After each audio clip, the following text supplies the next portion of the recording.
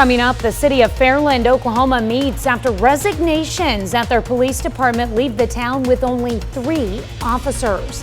And a Missouri lawsuit banning school districts from enforcing mask mandates. Also, we break down the difference between COVID vaccine third doses and booster shots. The 4 states' most watched news starts now. Good morning and welcome to the KOAM Morning News. It's 5 a.m. I'm Tanya Bach.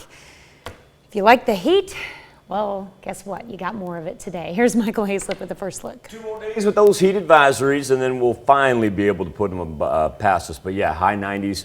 Once again, clean, clear, and hot for the afternoon. There's a live look over Television City. No worries at the intersection. 74 degrees is where we stand with our humidity at 85% already. Temperatures ranging from low to high 70s. Look at Chanute already chiming in at 79. Miami down at 70, Anderson and Cassville at 71. So we're just kind of spread out all over the place. And of course, heat advisories, every single county now lasting all the way till Thursday. To give you an idea just how hot the entire Midwest is at those advisories. Now stretch east of the Mississippi. Got a little rain cooking off to our far northwest. Not going to make it into our counties. That'll continue off to the northeast right there. Probably even miss Kansas City at that angle that it's going. Our weather trend going to send us up around 97 degrees. Feel about like 103, 104 this afternoon. And once again, be nice if we had a little cloud cover to help us out, but that does not want to be the case. Now, Thursday, one more day of the heat advisory, and then Friday, even though we'll be in the low 90s, we're able to drop the advisory headed into the weekend. Looking forward to dropping that. A little bit of a cool Be nice just not to have the alert day pop up. It'll help at least a little bit with our head, right. You know, thinking about it. All right, thanks, Michael. Well, the town of Fairland, Oklahoma and Ottawa County is down to 3 police officers after the chief, assistant chief, and most of the officers resigned last week. The chief's resignation letter says it's due to a hostile work environment plus slanderous allegations made about him by a Board of Trustees member. Last night, the city hosted a special meeting with the public to discuss the situation. Before the meeting, they interviewed Gordon Williams, a deputy with the Ottawa County Sheriff's Office, to fill the role of chief. We look at it as it's the chief's department. The board is there for support, and myself as the police commissioner, I'm kind of the liaison between the board and the department. But the way that I view it is that it's the chief's department to run. We're just there for support for him. Fairland's mayor says he's been in contact with the Ottawa County Sheriff's Department and the Wyandotte Police Department to cover calls until the positions are filled. The FBI arrests a Miami, Oklahoma man who they say pushed an Associated Press photographer over a wall at the Capitol during the January 6th riot. Benjamin Scott Burlow is charged with assault in special territorial jurisdiction and committing acts of physical violence on restricted grounds. Burlow was arrested last Thursday, but the court documents were only released yesterday. About 5 years I've been working on getting a permanent billboard. Redrawn Oklahoma House districts approved by the legislature earlier this year will have to be redrawn. The announcement follows the release of U.S. Census Bureau data that shows population increases in urban and suburban parts of Oklahoma. The Oklahoma legislature approved new House and Senate districts based on U.S. Census Bureau estimates, not the final numbers released earlier this month. Missouri's alcohol to-go law becomes permanent this weekend. The state first started allowing to-go sales of alcohol from bars and restaurants in April of 2020. Due to a new law that takes effect this Saturday, that policy becomes permanent. Under the law, the drink must be in a sealable container, and the customer must make a food purchase along with the alcohol. To-go sales of alcohol were a good source of revenue for many restaurants during lockdowns. A Kansas City animal rescue group is taking an aggressive approach to finding one of its longest-term shelter dogs a forever home.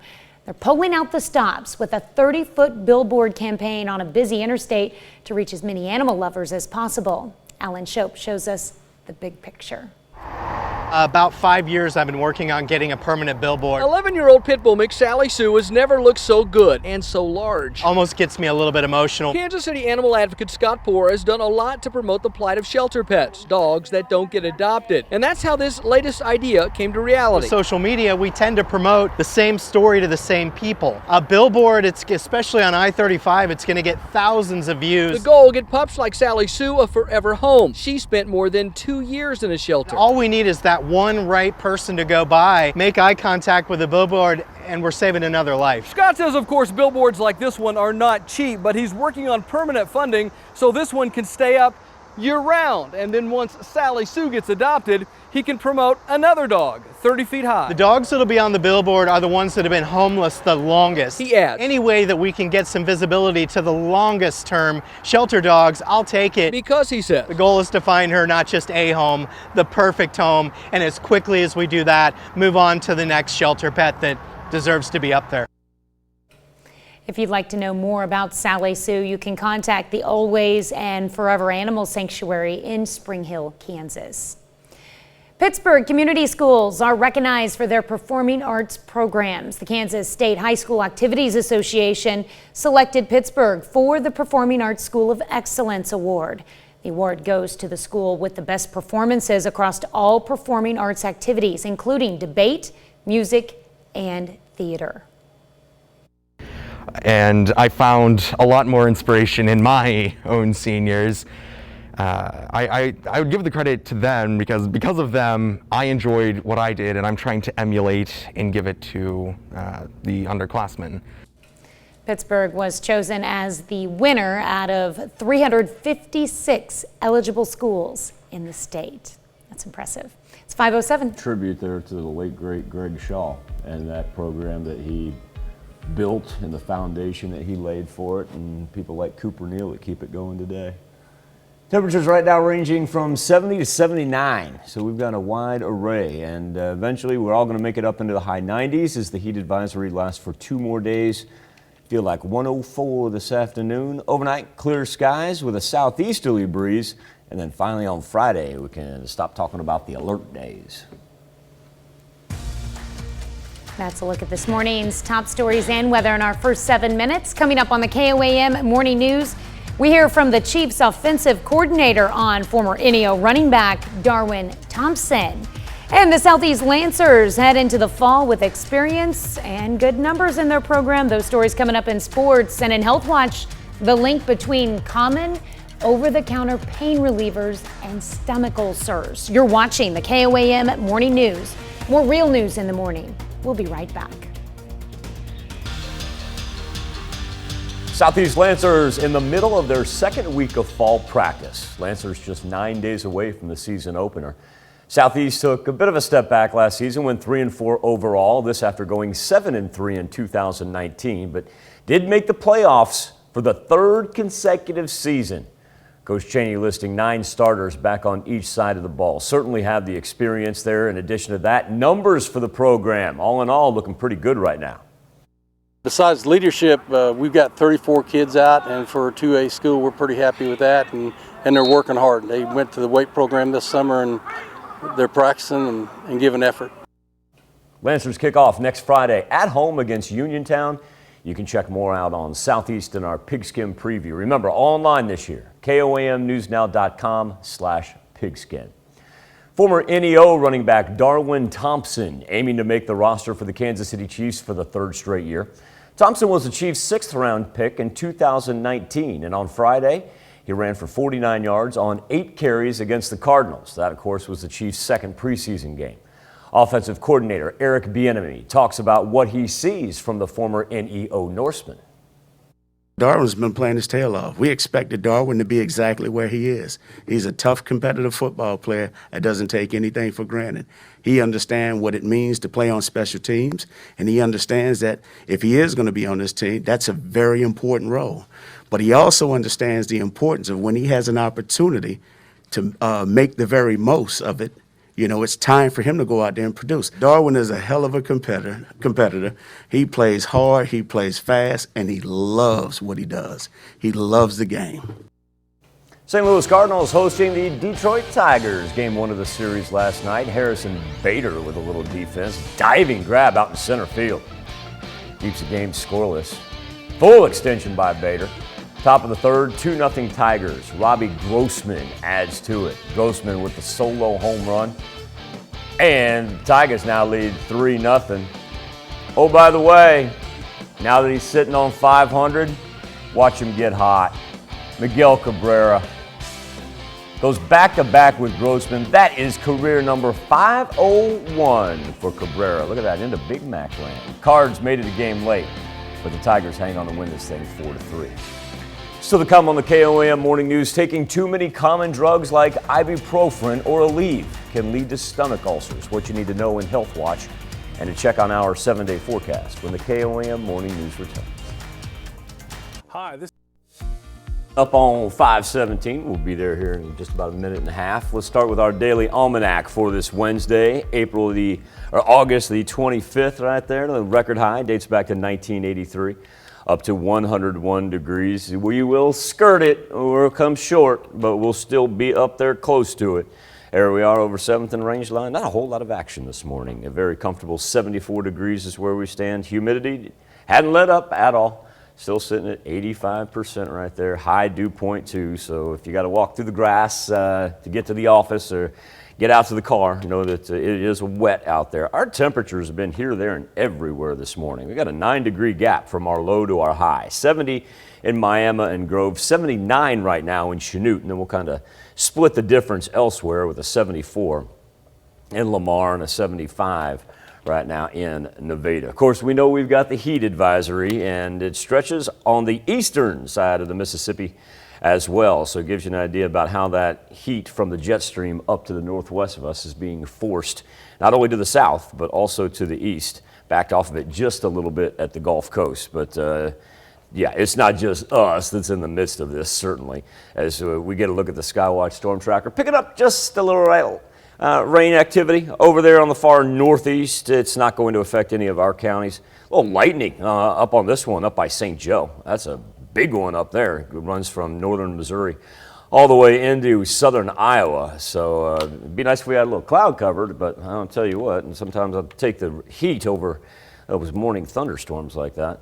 Give you an idea about what that jet stream is doing, because everything to the southeast underneath that curve right there, that's where all the heat just gets pressed that way. You get up on this side of it, it's actually very delightful for August up in Big Sky country. And then just east of really the Pacific Northwest, enjoying some very nice temperatures as well. Severe thunderstorm risk map, just about mirroring what we were talking about with southern Iowa right there.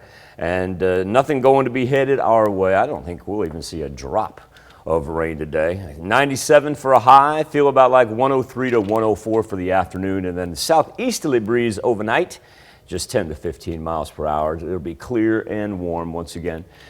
So as we watch that rain stay up to our north and a little bit formulates out to the west, but breaks up before it gets to us, we just got to lock in, try to stay safe here for 2 more days with the heat advisories. Then finally get a little cloud cover and some rain, even though our temperatures are still 90s into the weekend. Missouri Attorney General Eric Schmidt, he's filed a lawsuit seeking to stop school districts from enforcing mask mandates, and that is part of our Something to Talk About on the KOAM News Now Facebook page. Lawsuit names Columbia Public Schools along with the district's Board of Education and board members, but it's a class action lawsuit that would apply to any Missouri district requiring masks. Michael Atkinson met with the AG to learn more about the suit. This is really a lawsuit against the government forcing masks on school-age kids who really have very low likelihood of getting seriously sick or death from COVID. Missouri Attorney General Eric Schmidt now filing a class action lawsuit against Columbia Public Schools. This mask issue is just sort of one iteration of a much larger discussion we're having in this country about who we want to be. Saying such mask mandates infringe on personal freedoms, Schmidt is suing the district for mandating masks, which he says should be the discretion of parents. The question is who gets to make that decision, and we're going to side with families. The class action lawsuit makes 3 charges against Columbia Public Schools. First, that mask mandates are unreasonable, arbitrary, and capricious. Second, that a mandate requires Board of Education authorization. And lastly, that a mask mandate is unlawful for students. There's 68% of children complain of difficulty with the mask. The Missouri Department of Elementary and Secondary Education released its masking guidance back in July, saying such mandates should be made at the local level.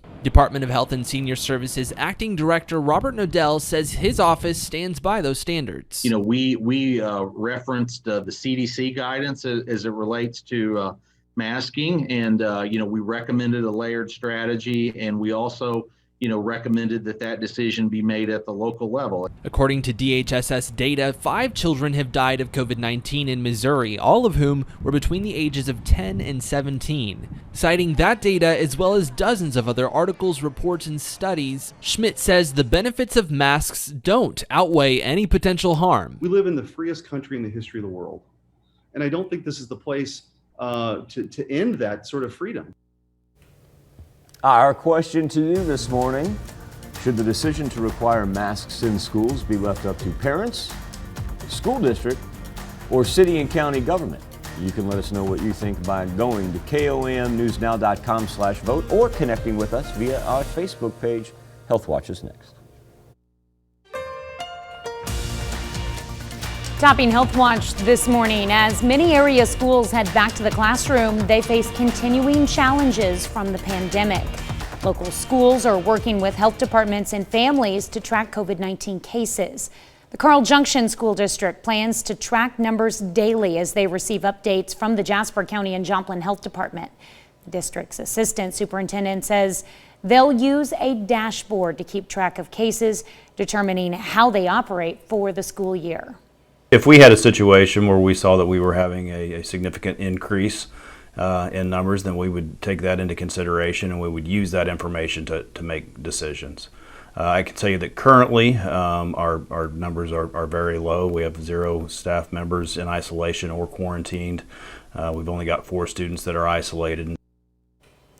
Carl Junction School District will compile data every Wednesday and post it onto their district website's homepage, where anyone can see current case numbers within the district. Local healthcare providers are getting more calls for third vaccine doses from immunocompromised people. People who are immunocompromised are currently eligible to receive a third dose of either the Pfizer or Moderna vaccine. It just has to be at least 28 days after they get the second dose. Others could be eligible to get a booster dose starting at the end of September. The CDC's current plan is that people can get a booster dose 8 months after they complete their vaccine round.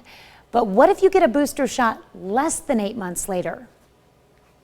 All of the information that we've been given, it would not cause the person any harm. It's just that it's not the recommended way to do it. The timing is kind of important in that you are starting to wane a little, and then you get the dose to boost things up. Dr. Anthony Fauci has said waiting the full 8 months to get a booster would give your immune system a chance to mature before getting the additional shot. Coming up in our next half hour, we'll hear more about who's eligible for third doses and what the difference is in third doses and booster doses. Well, every day millions of people take meds known as NSAIDs to relieve their pain, but many are not aware that these popular drugs can also lead to a serious complication. KOM's Dal Quick explains. If you've ever had pain, chances are you've taken an NSAID. This common class of drugs includes meds like aspirin, Aleve, and ibuprofen, also known as Advil. While they can ease your discomfort, NSAIDs can also cause an unwanted side effect: ulcers. It happens because the drugs reduce your body's ability to make a layer of mucus that protects the lining of your stomach from damaging acid. And the longer you take them, the higher your risk. These kinds of anti-inflammatories are meant to be taken on a short term. Signs of an ulcer include burning stomach pain, excessive burping, bloating, and heartburn. Up to 10% of ulcer patients will experience a perforated ulcer, which is a serious condition that requires immediate medical attention. To reduce your risk, don't take NSAIDs for more than 14 days. If you do require treatment for longer, your doctor may prescribe acid-reducing medicines. You can also try natural anti-inflammatory alternatives such as turmeric, fish oil or complexes like Infladox, which combine supplements. In some cases, it's the effect that they get is even stronger than what they would get with pharmaceutical. Patients can't vomit, they can't burp. That was Dow Quick reporting NSAIDs are not the only reason for ulcers. Another common culprit is a bacterial infection. That's a look at some of today's top health stories. You're watching the KOAM Morning News. From the low 70s, how about an even 70 in Miami, all the way up to 79 in Chanute and Joplin. Split the difference. We'll call it 74 with Pittsburgh in at 73. Remember, we've got heat advisories for today and tomorrow as well, as we're going to be up into the high 90s again today. Feel about like 104, actual temperature around 96, 97 degrees. Overnight, wind's not going to be too bad today. It was a little bit of a shift. It'll come in from the southeast tonight at 10 to 15 miles per hour. We'll have clear skies, and it'll still be very, very warm tonight into early tomorrow morning. Back into the high 90s for Thursday. Now, Friday, Saturday, and Sunday, at least we develop a little bit of cloud cover, able to lose the heat advisories, but we're still right in the 90s all the way through the end of the weekend. We'll be back right after this.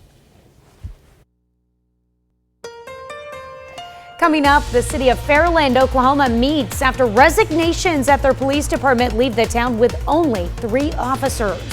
And a Missouri lawsuit banning school districts from enforcing mask mandates.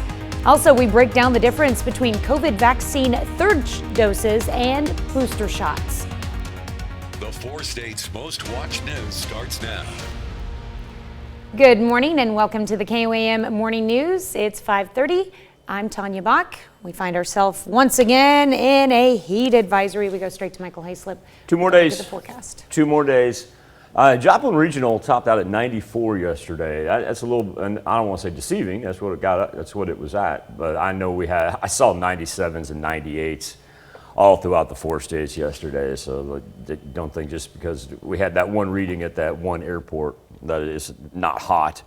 Live look over 7th and Range Line, where it's already 74 degrees. Wide range of temperatures. It's been kind of interesting here as we go anywhere from 70s in Monette and Cassville and Miami, all the way up to 79 in Chanute. We'll roll 73 in both Pittsburgh and Carthage. Heat advisories, there we go. Everybody's in one now. Old Delaware and Ottawa got cut out of it yesterday, and today National Weather Service said, you know what, let's just go ahead, look at this. Let's just take this thing through the whole Midwest. Let's do that for today. Let everybody know it's going to be hot all the way from central Kansas and Oklahoma up through portions of upstate New York is where those heat advisories range. We got a little rain hanging off to our far northwest, not into any of our counties. This thing should skirt to the north of us, head almost on the other side of Kansas City, because they got a good line working north of Kansas City all the way through Iowa. There we go, a whole bunch of sunshine, no clouds to slow us down. This will be the 3rd consecutive day of that, and no threat for any pop-ups this afternoon or evening, even though the pop-ups right now, they don't seem like a bad thing because they do kind of help take the edge off of the afternoon heat. Thursday's heat advisory, and then Friday, Saturday, and Sunday, while we don't have the advisories, we still are in the low 90s. Hey, can't complain when it's going to have at least a little bit of light at the end of the tunnel. Yeah, a little cloud cover is going to help when it begins to move in on Friday. All right, thanks, Michael. Missouri's alcohol to-go law becomes permanent this weekend. The state first started allowing to-go sales of alcohol from bars and restaurants in April of 2020. Due to a new law that takes effect this Saturday, that policy becomes permanent. Under the law, the drink must be in a sealable container and the customer must make a food purchase along with the alcohol. To-go sales of alcohol were a good source of revenue for many restaurants during the lockdown. The town of Fairland, Oklahoma and Ottawa County is down to 3 police officers after the chief, assistant chief, and most of the officers resigned last week. The chief's resignation letter says it's due to a hostile work environment, plus slanderous allegations made about him by a board of trustees member. Last night, the city hosted a special meeting with the public to discuss the situation. Before the meeting, they interviewed Gordon Williams, a deputy with the Ottawa County Sheriff's Office, to fill the role of chief. We look at it as it's the chief's department. The board is there for support, and myself as the police commissioner, I'm kind of the liaison between the board and the department. But the way that I view it is that it's the chief's department to run. We're just there for support for him. Fairland's mayor says he's been in contact with the Ottawa County Sheriff's Department and the Wyandotte Police Department to cover calls until the positions are filled. The FBI arrests a Miami, Oklahoma man who they say pushed an Associated Press photographer over a wall at the Capitol during the January 6th riot. Benjamin Scott Burlew is charged with assault in special territorial jurisdiction and committing acts of physical violence on restricted grounds. Burlew was arrested last Thursday, but the court documents were only released yesterday. The leaders of the legislative redistricting committees say newly drawn Oklahoma House districts approved by the legislature earlier this year will have to be redrawn. The announcement follows the release of U.S. Census Bureau data that shows population increases in urban and suburban parts of Oklahoma. The Oklahoma legislature approved new House and Senate districts based on U.S. Census Bureau estimates, not the final numbers released earlier this month. Well, as more information comes out about the need for additional COVID vaccine rounds, health officials say they're hearing from people unsure about when they're eligible. And that's especially true concerning when they could need booster doses and the difference between booster doses and third doses. KOAM's Zach Dodge gives us a breakdown of the terminology to help you sort through it all. It's been less than a week since the FDA approved third doses for people who are immunocompromised. And so far, started getting quite a few phone calls of people asking, if they would qualify or, when we were going to have that available. I've had interest in both. But when and who's eligible aren't the only questions they've received. There's been a little bit of confusion about third doses versus booster doses. Then Cam explains while the vaccine itself is the same, there are differences in when and why. Third doses are strictly for people who are immunocompromised and can be administered 28 days after their second shot. Booster doses for everyone else won't be offered until September 20th, and officials recommend waiting 8 months to get it. Just to make sure I completely understand, third doses for immunocompromised people is because would get them up to an appropriate level of immune response. And then exactly would be it's kind of, your immune response is kind of waned just to get it back up again. Yes, that's absolutely correct. And another question they've heard, what would happen if someone got a booster dose sooner than that? It's just that it's not the recommended way to do it.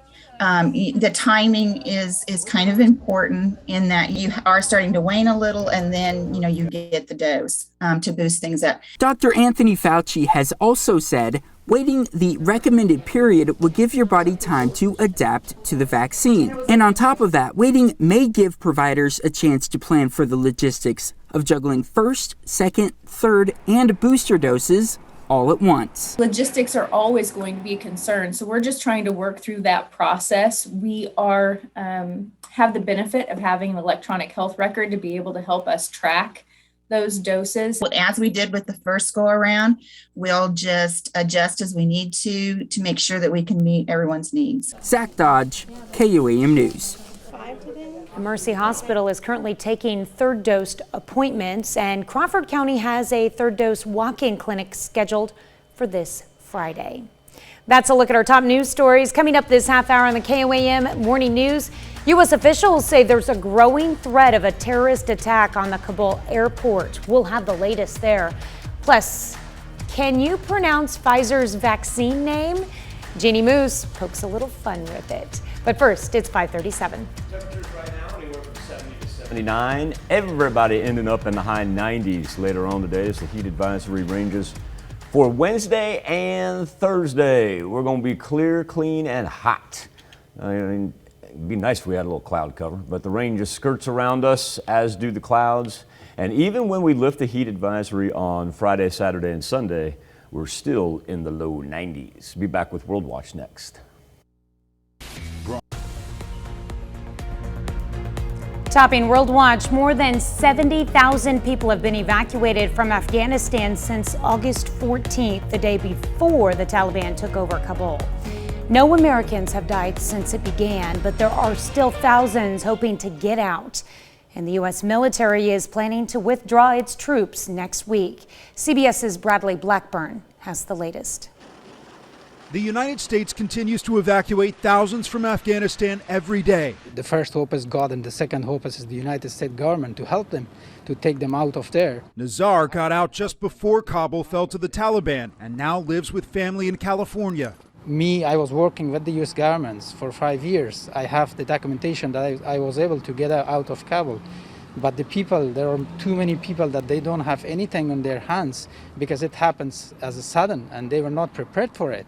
The U.S. military is working to get Americans and Afghan allies out before they withdraw on August 31st. President Biden is confident they'll meet that deadline. The sooner we can finish, the better.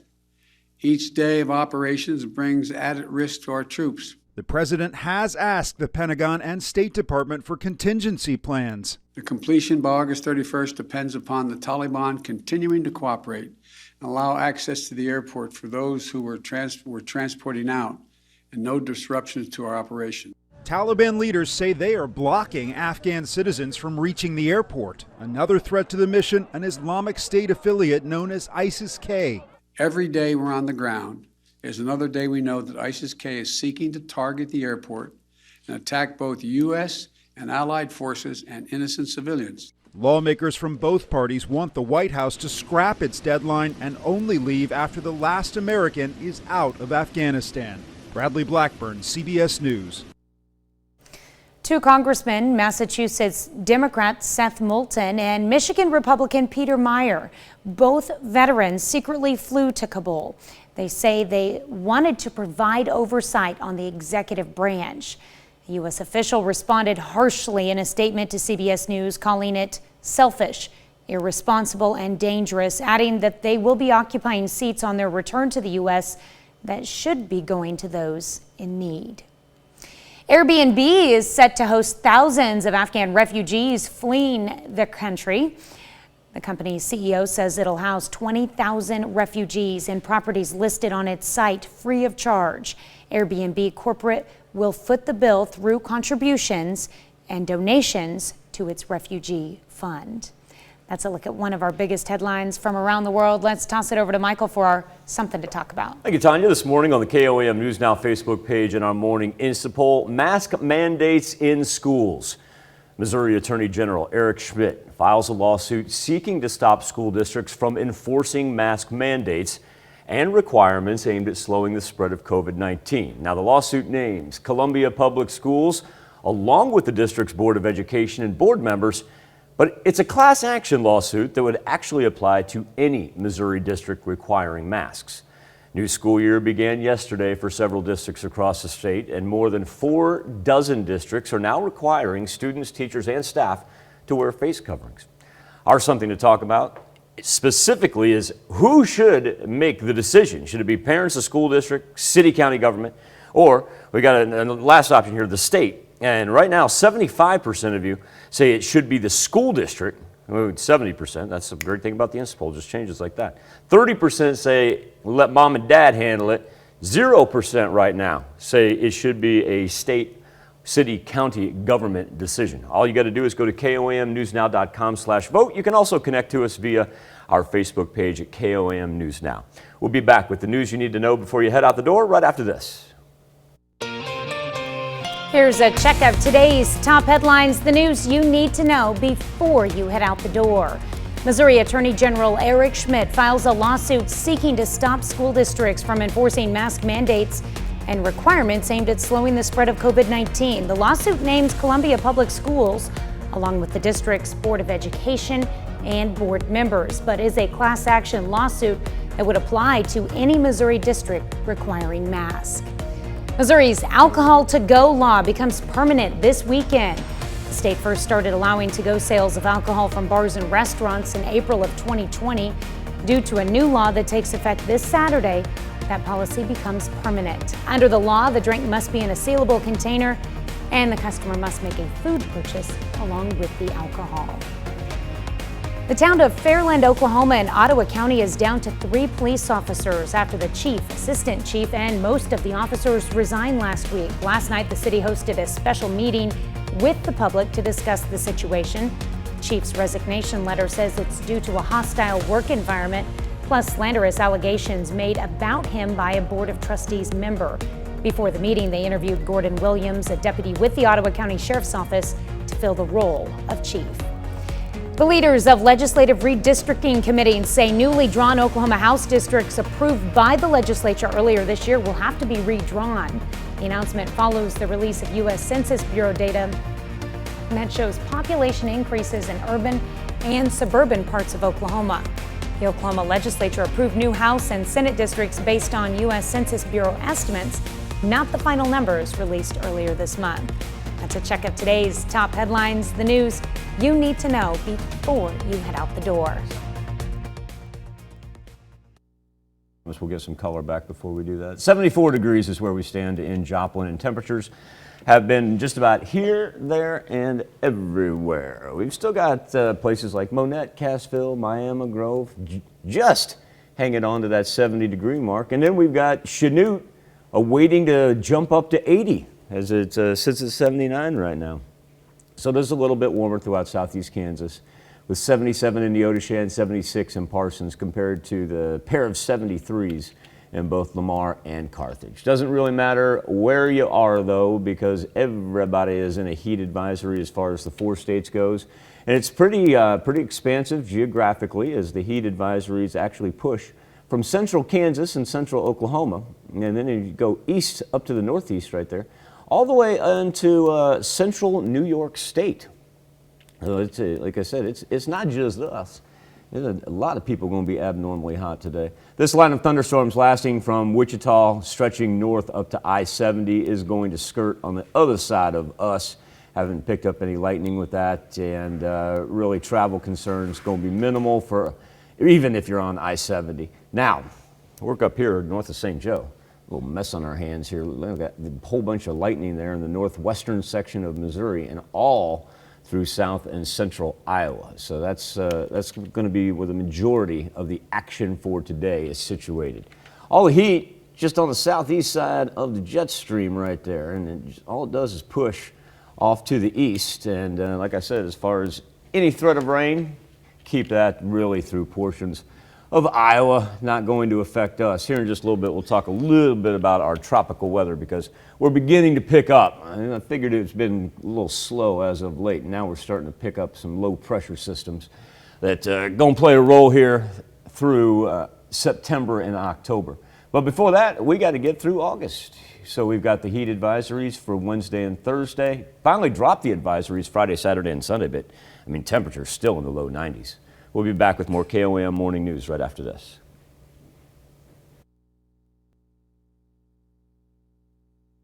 Can you pronounce it?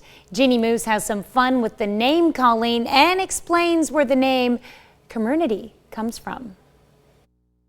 It doesn't exactly roll off the tongue. Community. Can you say it? Community.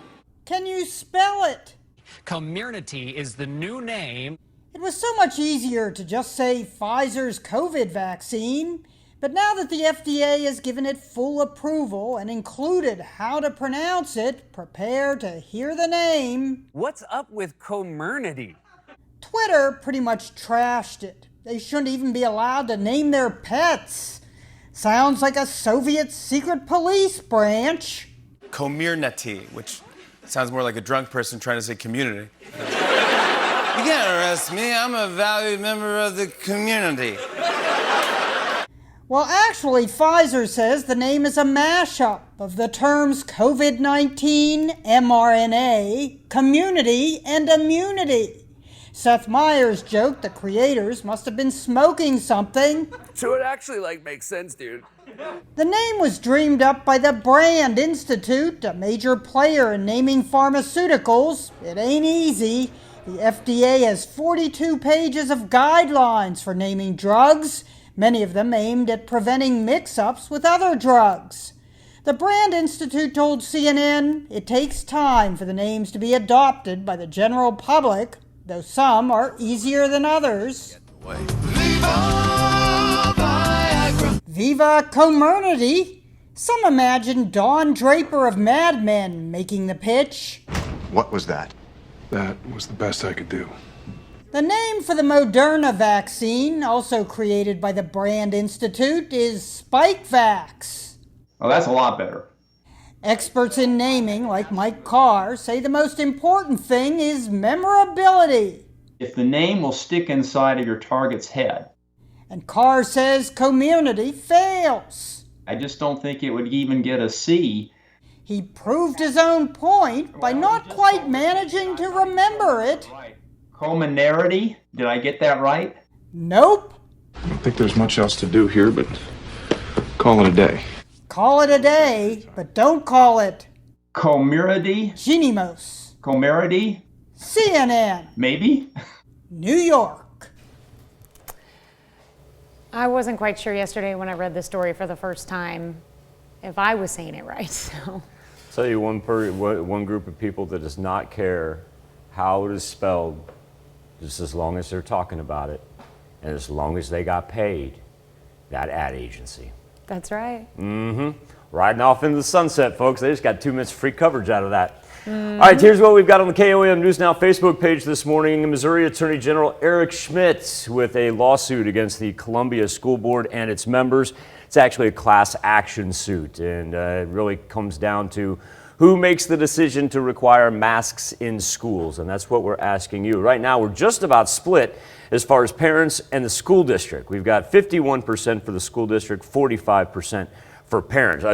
Our governments, people are leaving those out, Once again, all you have to do is go to komnewsnow.com/vote. As you can tell, updates instantaneously right there. Now we're split. 48% for each of those first two. We'll be back with more KOAM Morning News right after this. Alert days on Wednesday and Thursday, signifying the heat advisories that we've got here. And then as we head into the weekend, at least low 90s, a little cloud cover, not going to hurt. We'll be back after this. Coming up, the city of Fairland, Oklahoma meets after resignations at their police department leave the town with only 3 officers. And a Missouri lawsuit banning school districts from enforcing mask mandates. Also, we break down the difference between COVID vaccine third doses and booster shots. The 4 states' most watched news starts now. Good morning and welcome to the KOAM Morning News. It's 6 a.m. I'm Tanya Bach. We once again find ourselves in another day with a heat advisory. Let's go straight to my clay slip. At least we're going to have a gorgeous, gorgeous start. Check this outside of Television City right here. Official sunrise will be here in about 42 minutes. So I think that's going to be absolutely perfect there over 7th and Range Line in Joplin. Be nice if we had a little additional cloud cover than what we barely see out there in the sky. 74 degrees right now in Joplin. We range anywhere from 70 in Monette and Miami all the way to 79 in Chanute. Let's throw Pittsburgh in at 73. Everybody locked in with our heat advisory. No more a county or two being spared like we were earlier this week. The rain up to the northwest that you see, not part of our counties, and progressing toward a larger system that's even north of Kansas City, so it'll stay out of our way for today. Be nice if we had a couple raindrops, because then we could talk clouds, then we could talk maybe a little filtering of the sun. Not going to be the case. It's going to blare down and push us up into the high 90s with that humidity, feeling about like 103 to 104 this afternoon. And we'll repeat that on Thursday. Finally, on Friday, that's when we do get just a little cloud cover. Even though there's slight chances for rain, we are able to lift the advisory headed into the weekend. All right. Well, 2 more days. 2 more days. at least we're lifting it, so that's good. Getting 2 more closer. days. All right, thanks, Michael. The town of Fairland, Oklahoma and Ottawa County is down to 3 police officers. That's after the chief, assistant chief, and most of the officers resigned last week. The chief's resignation letter says it's due to a hostile work environment, plus slanderous allegations made about him by a Board of Trustees member. Last night, the city hosted a special meeting with the public to discuss the situation. Before the meeting, they interviewed Gordon Williams, a deputy with the Ottawa County Sheriff's Office, to fill the role of chief. We look at it as it's the chief's department. The board is there for support, and myself as the police commissioner, I'm kind of the liaison between the board and the department. But the way that I view it is that it's the chief's department to run. We're just there for support for him. Fairland's mayor says he's been in contact with the Ottawa County Sheriff's Department and the Wyandotte Police Department to cover calls until the positions are filled. The FBI arrests a Miami, Oklahoma man who say they pushed an Associated Press photographer. They say he pushed an Associated Press photographer over a wall at the Capitol during the January 6th riot. Benjamin Scott Burlew is charged with assault in special territorial jurisdiction and for committing acts of physical violence on restricted grounds. Burlew was arrested last Thursday, but the court documents were only released yesterday. The leaders of the Legislative Redistricting Committee say newly drawn Oklahoma House districts approved by the legislature earlier this year will have to be redrawn. The announcement follows the release of U.S. Census Bureau data that shows population increases in urban and suburban parts of Oklahoma. The Oklahoma legislature approved new House and Senate districts based on U.S. Census Bureau estimates, not the final numbers released earlier this month. Missouri's alcohol to-go law becomes permanent this weekend. The state first started allowing to-go sales of alcohol from bars and restaurants in April of 2020. Due to a new law that takes effect this Saturday, that policy becomes permanent. Under the law, the drink must be in a sealable container and the customer must make a food purchase along with the alcohol. To-go sales of alcohol were a good source of revenue for many restaurants during lockdowns. Many four-state schools started this week, and one way they plan to keep students and staff safe is by using COVID-19 dashboards to track active cases in the districts. KOAM's Bronte Sorotsky spoke with local school districts on how they're using dashboards to determine what safety measures to take for the upcoming year. Area schools are already heading back to the classroom. But as COVID-19 still lingers, so does the need to track numbers and ensure safety among students and staff. So, as school districts across the 4 states head into the school year, some, like Carl Junction schools, are continuing COVID precautions from last year, such as COVID-19 dashboards. Daily, we receive updates from the Jasper County Health Department, also periodically from the Joplin Health Department. There, these numbers are shared with the district's assistant superintendent and their school nurse, where they compiled the data and post it on their website every Wednesday. We post it onto our district homepage. We've got a spot under district information specifically devoted to our COVID policies and procedures and information. Other area schools, like Pittsburgh schools, are using similar dashboards and updating them weekly as well. Although Joplin Schools does not have a dashboard on their website, they do send out periodic COVID-19 updates with numbers of those in isolation and quarantine. Carl Junction Schools says the data will be used to decide what measures need to be taken in their buildings. Yeah, we think it's important to monitor that data on an ongoing basis so that we can make decisions about operations and what we might need to amend as far as our safety procedures over time. Right now, the school district is seeing low case numbers, with no staff members in isolation or quarantine, 4 students in isolation, and 10 in quarantine. But should cases spike, they have plans in place. If we had a situation where we saw that we were having a significant increase in numbers, then we would take that into consideration and we would use that information to make decisions. In Carl Junction, Bronte Sorotsky, KOAM News. The Carl Junction School District is also planning to maximize distancing between students and encourage masking. It's 6:07. We've got temperatures very, very widespread. We've gone from 70 all the way up to 79 this morning. It's warm no matter where you are, and of course the heat advisory remains in effect until tomorrow night. Back up into the high 90s today, and nary a cloud in the sky. Let that sun just beat down and feel about like 103, 104 for the afternoon. We've got 2 more days of it because Thursday is going to be a whole lot like today, and then Friday at least some cloud cover begins. Slight chance for rain headed into the weekend, and we drop our heat advisories. That's a look at this morning's top stories and weather in our first 7 minutes. Coming up on the KOAM Morning News, vaccines on the job. If you're looking for a job, you may have to get a jab. I'm Elise Preston with more on the growing job listings mandating the COVID shot. Plus, what doctors say you can do to keep you and your family healthy as you go back to school and back to the office. And what's next for Pfizer after getting its COVID-19 vaccine approved by the feds? You're watching the KOAM Morning News. More real news in the morning. We'll be right back. It's time.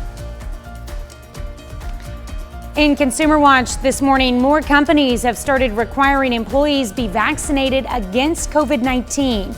And the new rule is even showing up in job postings. The surging Delta variant and recent approval of the Pfizer vaccine could grow that new trend even more. Elise Preston reports from New York.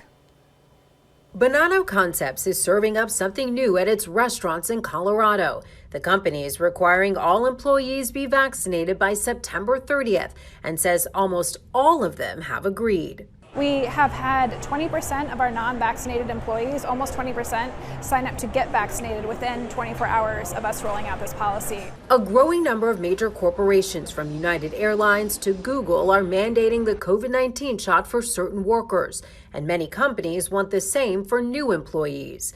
Indeed.com says job postings requiring vaccination are up 90% in August compared to July. While that's less than 1% of listings, Indeed economist Anne Elizabeth Kunkel says it's meaningful. This may potentially be the start of a trend that really takes off. Vaccine mandates on new applicants are growing fastest in fields like marketing, software development, education, and sales.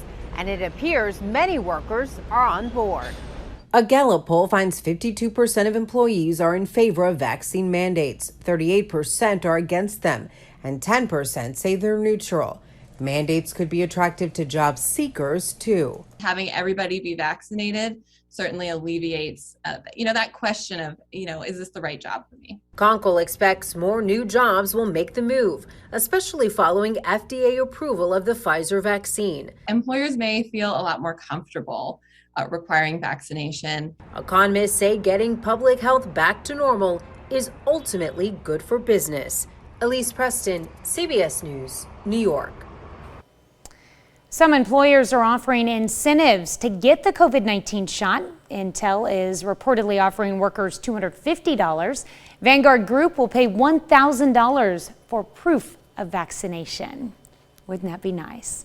Well, Starbucks launched its pumpkin spice latte and fall menu this week. It's also added an apple crisp macchiato, which will be available either hot or cold. It has layered flavors of apple and brown sugar, steamed milk, and a caramelized spiced apple drizzle. Yummy. Starbucks started the pumpkin trend. This is the 18th year for this special menu. That's it for Consumer Watch. We'll be right back. Vaccines are helping Americans get back into school and back to the office. Medical experts say as you and your family return to the things you did pre-pandemic, make sure you do them in a way that contributes to a healthy lifestyle. Here's Jackie Ibanez. A growing number of kids are going back to school for in-person classes this fall, and medical experts are sharing their tips about how to keep them healthy while they're away from home. Living a healthy lifestyle actually does require some effort. For starters, focus on their foods. Pediatricians say keep lunches simple and packed with protein. It'll help supply your kids with the energy they need to pay attention and maintain a healthy immune system. Make sure you're getting all the different food groups in a lunch, so packing fruits, vegetables, protein, grains, and dairy. A lot of times we're just packing like a sandwich and chips. And if you have a picky eater on your hands, the school cafeteria may not be the place to experiment with unfamiliar meals. You don't want to put things in their lunch that they really don't like, because they're definitely not going to eat them. So maybe those foods that are harder, have at home at dinner. Meanwhile, maintaining a healthy lifestyle is also important for all the adults getting ready to return to the office. Make sure that when you get back to your desk, you don't become chained to it. Experts recommend going on a quick walk during your lunch break or standing for at least 10 minutes. When we're sitting long hours and being sedentary, it can increase fatigue. And so getting the physical activity will increase energy, but it also boosts your mood. And if you're looking to get back in shape, you're not alone. According to a survey from the American Psychological Association, 61% of adults reported gaining unwanted weight during the pandemic. Jackie Ibanez, Fox News. It's a great morning to get out and about, as evident by blue skies and temperatures not too hot as of yet. There we are outside of Television City. Very, very light, puffy clouds. It would be nice if they would grow a little bit during the afternoon and help us out. Not going to be the case. There we are over 7th and Rangeline. Another beautiful, beautiful shot where we're already at 74 degrees and a wide range of temperatures on this Wednesday morning. We've seen everything from 70 in Monette, Miami, and Grove, all the way up to 79 right now in Chanute. Pittsburgh sits at 73. And let's throw Neosho in at 72. Of course, the heat advisories remain for the entire four-state area, not one of those where we have a couple counties cut out, not that it mattered past couple of days, that's for sure. Up in the northwest section of our counties, we've got a little rain. It is yet to impede upon our highlighted ones that moves from Wichita all the way up to I-70. It's got more and more northerly movement to it. And then up above Kansas City through St. Joe into northern Missouri and southern Iowa, they got a mess on their hands. They've got thunderstorm activity that's produced 60-mile-an-hour winds, and they've got trees down everywhere from their local storm reports. Of course, that's right about that dividing line there where you see the hot and cold meet there on the color contour, and the severe thunderstorm risk map puts that portion of Iowa squarely in that marginal amount for the rest of the day. We've been talking a whole lot about tropical weather, or should I say a whole lot about lack thereof. Well, now we're starting to pick up. We've got 3 different low pressure systems with the capabilities of becoming named storms in the Atlantic. So we're only on the letter H. Remember, we're coming off Henri, but it looks like September and October, we're going to begin to pick up action and work our way down on the alphabet. Back in the 4 states, highs today around 96, 97 degrees. Feel like 103 to 104. And then overnight, very warm and clear skies as the wind has a little bit of a shift and comes in from the southeast. But once again, it'd be great. It'd be great to see a little cloud cover roll through here. Unfortunately, we're going to go back-to-back days of a whole bunch of sunshine before we drop down to the lower 90s for the weekend. Be back with Healthwatch next. Topping Healthwatch this morning, Pfizer's CEO is talking about the company's next steps after getting its COVID-19 vaccine approved by the feds. Jonathan Siri has the latest from Atlanta.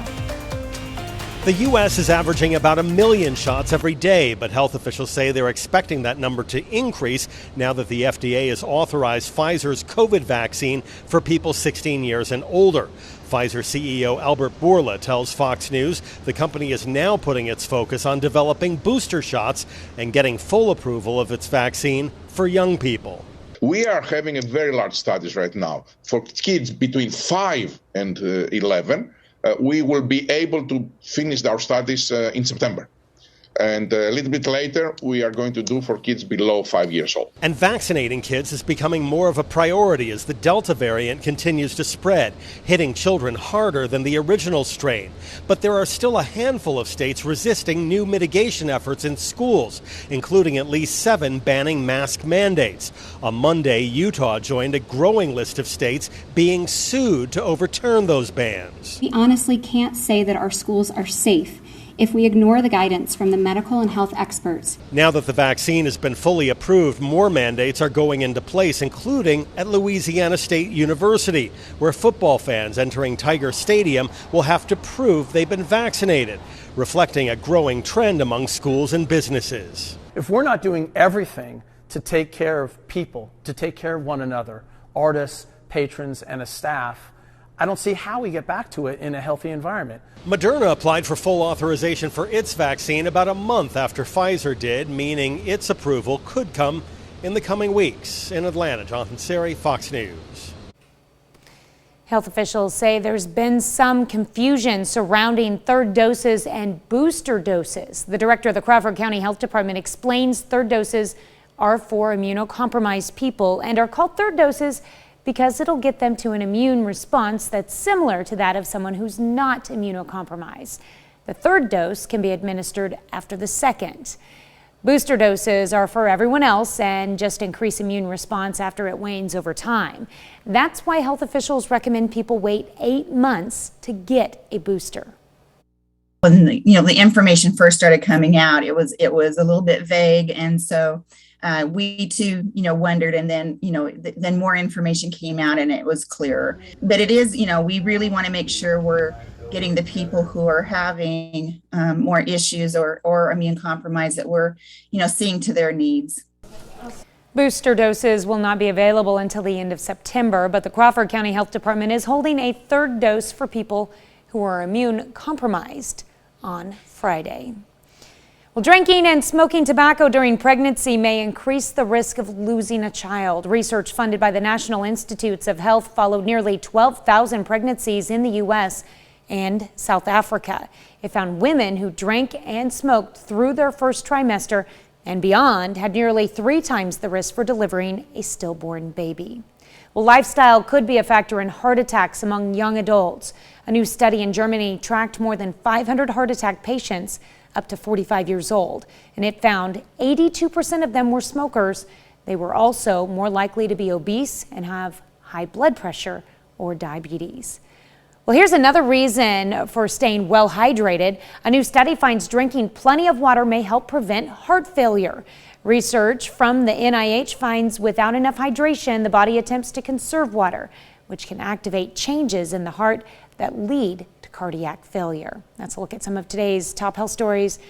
You're watching the KOAM Morning News.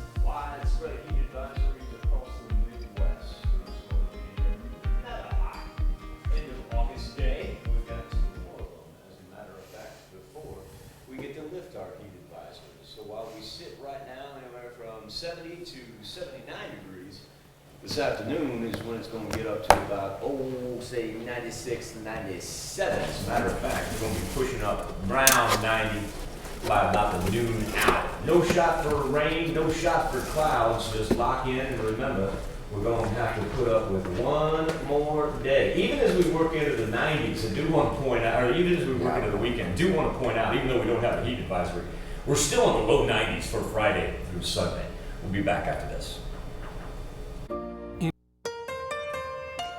Coming up, the city of Fairland, Oklahoma meets after resignations at their police department leave the town with only 3 officers. And a Missouri lawsuit banning school districts from enforcing mask mandates. Also, we break down the difference between COVID vaccine third doses and booster shots. The 4 states' most watched news starts now. Good morning and welcome to the KOAM Morning News. It's 6:30. I'm Tanya Bach. If you like the heat, we've got it for a few more days. You've been in luck if you like the heat and you've got a couple more. Well, actually, you've got all the way through the weekend, because even when we lift that advisory, we're still talking about temperatures in the low 90s from Friday through Sunday. Here's a look at our daily almanac on this Wednesday, August the 25th, with a record of 101 degrees dating back to 1983. Also, too, to point out our precipitation numbers down there at the bottom, we need to actually pick up a little bit. For the month of August, we are down about 0.4 of an inch. Now, since June 1, we're up about 1.4 inches historically. Get this, since January 1, we are up about 1.4 inches. Huh, how about that, Mother Nature? Gorgeous looks outside the television city, and then once again over 7th and Rangeline, where we sit at 74 degrees. Temperatures have been very, very stagnant here lately, anywhere from 70 to 79. So very, very spread out on the thermometer, but even 70s warm for this time in the morning, as we find ourselves just about 13 minutes away from sunrise, with heat advisories lasting all the way to Thursday, like Tanya was telling us about. Thunderstorm activity to the northwest of our counties. Not going to play a role for us, and a mess up through northern Missouri and southern Iowa, which is exactly where we will paint the severe thunderstorm risk map for today. They're already underway with high winds and tree limbs down aplenty up there. Weather trend for us, we'll roll high 90s, say 96, 97, and no clouds to slow down the heat at all. No rain to cool us off, maybe if it is only for 5 minutes. Now, that changes a little bit for Friday, Saturday, and Sunday, albeit those rain chances very limited, but at this point in time, anything helps. True. Yeah. We're going to want some rain. Monday and Tuesday, that's actually going to be seasonable for the end of August / beginning of September. That'll be right on par for where we should be. We're at the point now where I need to mow my yard, but I'm afraid to mow my yard because I'll just kill it all off. Right. Yeah. I'll just let it go a couple more days. All right. Thanks, Michael. The town of Fairland, Oklahoma in Ottawa County is down to 3 police officers after the chief, assistant chief, and most of the officers resigned last week. Meredith McCown tells us why the officers walked away. I'm proud of Fairland. I think Fairland can do a lot better. Christian Good has lived in Fairland for 6 years. I like our chief. We have a good chief. We have good officers. There are now only 3 left to cover the entire town. Police Chief Aaron Richardson turned in his resignation on Wednesday. His resignation letter says it's due to a hostile work environment, plus slanderous allegations made about him by a Board of Trustees member. He didn't say what the allegations were, but said, quote, "It made it unattainable for me to continue to serve the town." The assistant police chief and 8 other officers also quit. One officer wrote in a letter there was a lack of support for the police department, and he didn't feel his position was safe or supported. Another officer felt the same way, saying it's sad a thriving department has been torn apart. Being in Fairland, it's a pretty small community. Russ Much Jr. says he's not concerned about his safety. People look out for each other, in our neighborhood at least. Mayor Trevor Berger says he's been in contact with the Ottawa County Sheriff's Department and the Wyandotte Police Department to cover the calls. He declined to comment further. Last night, the city hosted a special meeting with the public to discuss the situation, and before the meeting, they interviewed Gordon Williams, a deputy with the Ottawa County Sheriff's Office, to fill the role of chief. Local healthcare providers are getting more calls for third vaccine doses from immunocompromised people. People who are immunocompromised are currently eligible to receive a third dose of either the Pfizer or Moderna vaccine. It just has to be at least 28 days after they get the second dose. Others could be eligible to get a booster dose starting at the end of September. The CDC's current plan is that people can get a booster dose 8 months after they complete their vaccine round. But what if you get a booster shot less than 8 months later? All of the information that we've been given, it would not cause the person any harm. It's just that it's not the recommended way to do it. The timing is kind of important in that you are starting to wane a little, and then you get the dose to boost things up. Dr. Anthony Fauci has said waiting the full 8 months to get a booster would give your immune system a chance to mature before getting the additional shot. Local schools are working with health departments and families to track COVID-19 cases. Carl Junction School District plans to track numbers daily as they receive updates from the Jasper County and Joplin Health Department. The district's assistant superintendent says they'll use a dashboard to keep track of cases, determining how they operate for the school year. If we had a situation where we saw that we were having a significant increase in numbers, then we would take that into consideration and we would use that information to make decisions. I can tell you that currently our numbers are very low. We have 0 staff members in isolation or quarantined. We've only got 4 students that are isolated. Carl Junction School District will compile data every Wednesday and post it onto their district website's homepage, where anyone can see current case numbers within the district. Pittsburgh Community Schools are recognized for their performing arts programs. The Kansas State High School Activities Association selected Pittsburgh for the Performing Arts School of Excellence Award. The award goes to the school with the best performances across all performing arts activities, including debate, music, and theater. And I found a lot more inspiration in my own seniors. I would give the credit to them because of them, I enjoyed what I did, and I'm trying to emulate and give it to the underclassmen. Pittsburgh was chosen as the winner out of 356 eligible schools in the state. That's impressive. That's a look at our top news stories. Coming up this half hour on the KOAM Morning News, the House votes.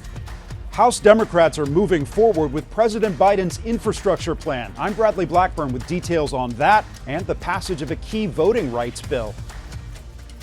Plus, the president pushes to extend the eviction moratorium. Plus, should it be up to the parents or the schools to decide on mask mandates? We let you weigh in, but first, it's 6:37. That's 6 minutes until we hit sunrise over Joplin, and still ranging anywhere from 70 to 79 degrees. We know everywhere is going to be hot today. because we're going to top out around 97 with a heat index reading about 103 to 104. Be back with Nation Watch next.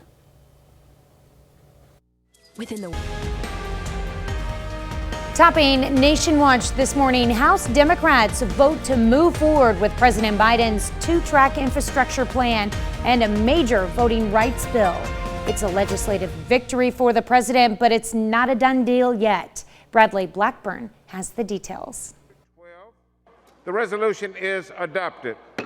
House Democrats held together to keep President Biden's infrastructure agenda moving forward, despite some resistance from party moderates. Today, the House of Representatives has taken significant step toward making a historic investment that's going to transform America. The vote approved the $3.5 trillion budget blueprint on so-called human infrastructure, new spending on childcare, health care, and the environment. They also committed to a vote by September 27th on the $1 trillion bipartisan physical infrastructure bill. Today is a great day of pride for our country and for Democrats. Republican House Minority Leader Kevin McCarthy criticized the vote, saying the House should be focused instead on bringing Americans home from Afghanistan. It is an embarrassing day to America. It's an embarrassing day for this floor, and it's embarrassing that you would even move forward with it. In a separate vote, the House also approved the John Lewis Voting Rights Act, sending it to the Senate.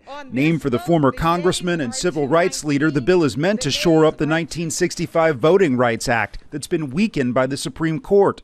As part of the effort to make sure we push back against the intense voter suppression that we've seen take shape all across America and protect our democracy. The bill would give the federal government more oversight over some state voting laws, but it is unlikely to pass in the Senate, where Democrats do not appear to have enough votes to overcome Republican opposition. Bradley Blackburn, CBS News. Senate Republicans call the voting rights bill unnecessary and a Democratic power grab. Democrats fear new GOP laws in several states will make it harder for many Americans to vote. The Biden administration is asking the Supreme Court to leave the eviction moratorium in place after it was challenged by landlords and real estate groups. The court had allowed an earlier version of the freeze to wind down.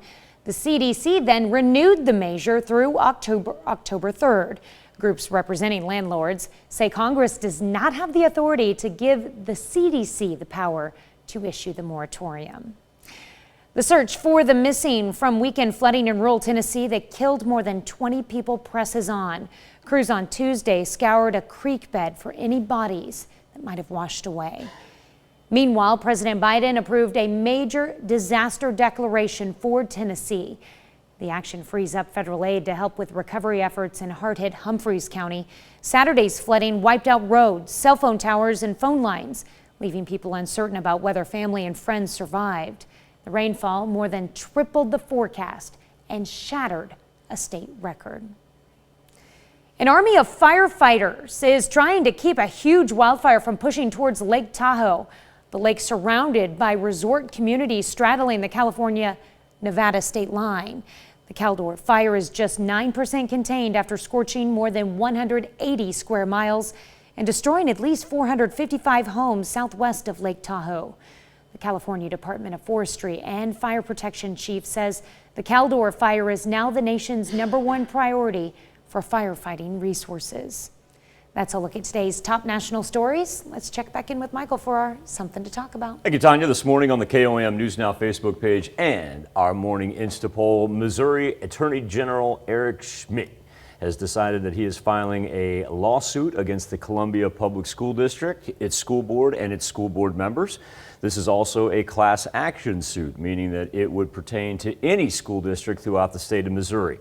At hand, well, it's the old mask mandate and whether or not students and staff should be required to wear them now that school is back in session. So our question to you is, who should that decision to require masks ultimately be left up to? Gave you 4 different options here: parents, school district, city, county government, or should it be the state government? And it's been consistent all morning long. Overwhelmingly, these have been our leaders. At one point in time, it was split. We've now seen parents go to 56% of our vote, followed by the school district. Obviously, all of you that have chimed in, you want government to stay out of this decision, as it's a minute 3% between city, county, and state all combined. All you have to do each and every morning is go to KOAMnewsnow.com/vote or connect with us via our Facebook page. We'll be back with birthdays and anniversaries next.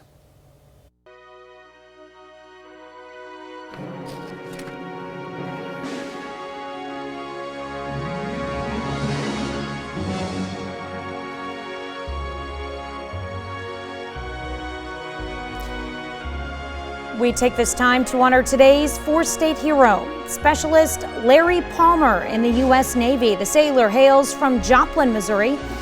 He joined the Aircraft Maintenance Unit in 1964 and served until 1975. Palmer earned the National Defense Ribbon and the Good Conduct Medal. To Specialist Larry Palmer, we thank you, our four-state hero. The birthday list begins with Kason Lane Mirando, and when you're one, you deserve to have a smile on your face like that, kiddo. Very happy birthday to the KLM in frontman. And Isaac Johnson celebrating birthday number 12 this year. That's cool, there's a little award-winning there. In Columbus, happy birthday, Isaac. Olivia Nevaeh Andrews, now a teenager. Olivia is celebrating her 13th birthday in Cherryvale.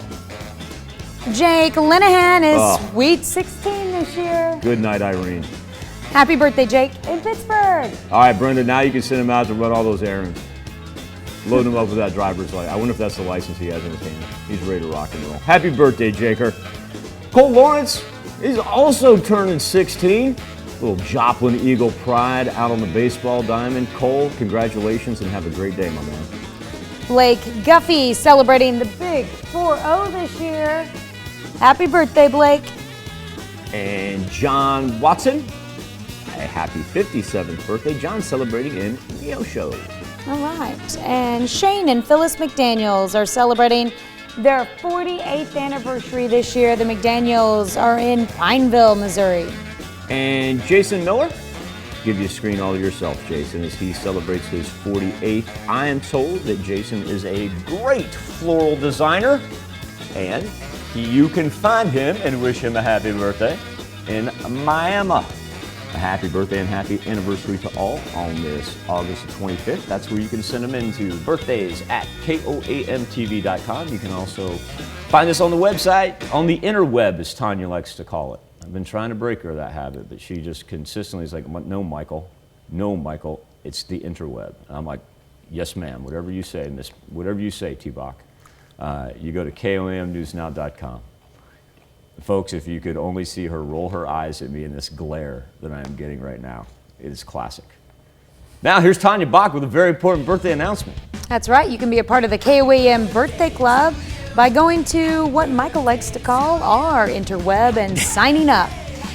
Once you do, you'll get special deals from local businesses. So go to KOAMnewsnow.com on the interweb and sign up for the KOAM Birthday Club today. Don't say she doesn't have a sense of humor, folks. Skywatch, Storm Tracker, and Daily Almanac for August 25th. Those of you celebrating record high back in 1983. Some of you may remember that. It was a 101 degrees. We'll get within about 4 or 5 degrees of the record. We're not going to break it. What a gorgeous, gorgeous sight. That's right outside of Television City, and there we are transitioning to the intersection of 7th and Range Line, looking off to the northeast just a little bit over Joplin. 74 degrees. It's been rather stagnant. But look at this, down south. Miami, Grove, and Jay have now dipped below the 60 or the 70 degree mark. Now that's of little consequence because even down there you're going to have about a 30 degree warm up here by the time the day's over. 79 has been our warm spot in Chanute. We've got 72 in Pittsburgh and also Monette. Doesn't matter where you are. Everybody's got the heat advisory for today. Now, we've been looking at this storm that's gone from Wichita all the way up to I-70. Hasn't gotten into any of our counties yet, but that's bringing them some pretty good rain, and it's kind of an offshoot of this mess. And that's what they've got. They've got a mess up here in northern Missouri and southern Iowa with 60-mile-an-hour winds and limbs down everywhere. And of course, that thunderstorm is right along that jet stream in the color contour where we see the cold meet the heat. And of course, that will mimic our map on the severe thunderstorm risk as well. Down in the Atlantic, we're starting to pick up some action. We got 3 low-pressure systems with the potential to become some named storms here. So I think we're going to be pretty active from September and October as far as hurricane season being far from over. Afternoon planner in the 4 states, 96, 97 degrees, no clouds, no rain. Unfortunately, that would be kind of nice because it would slow us down. But really all the action and then the upper plains and then down in the Gulf. Look at this though for Thursday. Look how dry and hot the contiguous 48 is. So we've got 2 more days of advisories. Even when we lose the advisories Friday, Saturday, and Sunday, we're still looking at temperatures in the low 90s. We'll be back, wrap up this edition of the KOAM Morning News right after this. A glance at our Insta poll this morning concerning the Attorney General's lawsuit against the Columbia School District in Missouri, but actually a class action lawsuit that would involve all school districts when it comes down to mask mandates. Right now, 56% of you say it needs to be a parental decision, where 41% say leave it to the school district, and city, county, and state government still a distant third and fourth, only a combined 3%. Appreciate everybody's engagement this morning. All you have to do is go to KOAMnewsnow.com/vote or connect with us on the KOAM News Now Facebook page. Tanya? Here's a check of today's top headlines, the news you need to know before you head out the door. Missouri Attorney General Eric Schmidt files the lawsuit seeking to stop school districts from enforcing mask mandates and requirements aimed at slowing the spread of COVID-19. The lawsuit names Columbia Public Schools along with the district's Board of Education and board members, but is a class action lawsuit that would apply to any Missouri district requiring masks. Missouri's alcohol to-go law becomes permanent this weekend. The state first started allowing to-go sales of alcohol from bars and restaurants in April of 2020. Due to a new law that takes effect this Saturday, that policy becomes permanent. Under the law, the drink must be in a sealable container and the customer must make a food purchase along with the alcohol. The town of Fairland, Oklahoma in Ottawa County is down to 3 police officers after the chief, assistant chief, and most of the officers resigned last week. Last night, the city hosted a special meeting with the public to discuss the situation. The chief's resignation letter says it's due to a hostile work environment, plus slanderous allegations made about him by a Board of Trustees member. Before the meeting, they interviewed Gordon Williams, a deputy with the Ottawa County Sheriff's Office, to fill the role of chief. The leaders of legislative redistricting committees say newly drawn Oklahoma House districts approved by the legislature earlier this year will have to be redrawn. The announcement follows the release of U.S. Census Bureau data that shows population increases in urban and suburban parts of Oklahoma. The Oklahoma legislature approved new House and Senate districts based on U.S. Census Bureau estimates, not the final numbers released earlier this month. That's a check of today's top headlines, the news you need to know before you head out the door. Friendly reminder in case you haven't heard me say it the 18 million times this week. Heat advisories for today and for tomorrow as temperatures are going to be around 96, 97 degrees and feel like 104 this afternoon, and then overnight still very, very warm. Now, after we get past Wednesday and Thursday, I do want to point out that even though we don't have alert days listed for the weekend, we are still looking at temperatures pretty above normal, as we'll have 93s. At least we pick up a little cloud cover and a little light rain. All right. Well, coming up today at noon, we're making a peachy good catfish sandwich in the Mr. Food Test Kitchen. Of course, your morning news continues on KOAM with the CBS Morning News. That's coming up next. Or you can switch on over with us on Fox 14, where your only local morning news continues. This morning, Carlos Santana has a new album out and is headed back on tour. We're going to check in with the legendary guitarist. Also, too, we have a little additional time. We'll dive into those tropics down in the Atlantic, because I'm telling you, September and October, they're about to pick up down there. You've got to remember, we're only at H on the Atlantic storm system names. So we got a little bit to go. All right, wraps it up for this edition of the KOAM Morning News. Remember, you're outside, find some shade, stay hydrated, do not leave the pets or kids unattended in the back of the car. Do me a favor, be safe. We'll do this all again tomorrow morning. And we'll do it again today at noon.